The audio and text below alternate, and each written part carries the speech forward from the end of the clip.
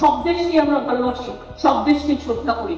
আর একটা কথা হচ্ছে, government of India can take up the matter with the United Nations so that they can fill the peacekeeping post in Bangladesh and they can rescue all people from Bangladesh. সম্প্রতি পশ্চিমবঙ্গের মুখ্যমন্ত্রী মমতা ব্যানার্জির মন্তব্যে বাংলাদেশের কূটনৈতিক মহলে তোলপাড় উঠেছে।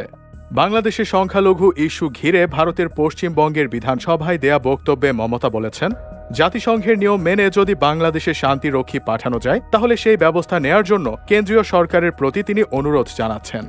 2 নভেম্বর সোমবার দুপুরে বিধানসভার অধিবেশনে মুখ্যমন্ত্রী মমতা ব্যানার্জি বলেন, বর্ডার সিকিউরিটি কেন্দ্রের আওতায় আমাদের এখতিয়ার বা দায়িত্বে নেই।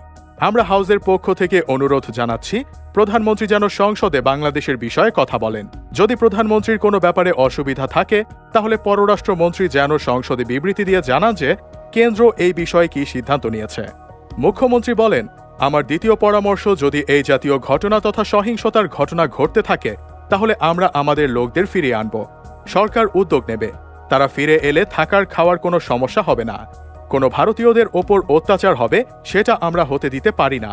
তবে মমতা ব্যানার্জি ভারতীয়দের ওপর অত্যাচার বলতে কাদের বুঝিয়েছেন তা ওই বক্তব্যে পরিষ্কার করেননি।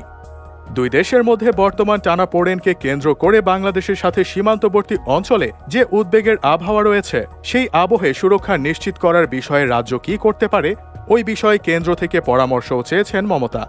উল্লেখ্য যে বাংলাদেশের সম্মিলিত সনাতনী জাগরণ জোটের মুখপাত্র চিন্ময় কৃষ্ণ দাসের গ্রেফতার ও সেখানে সংখ্যালঘুদের ওপর হামলার অভিযোগকে কেন্দ্র করে গত কয়েকদিন ধরে দুই দেশের মধ্যে তীব্র টানাপোড়েন চলছে।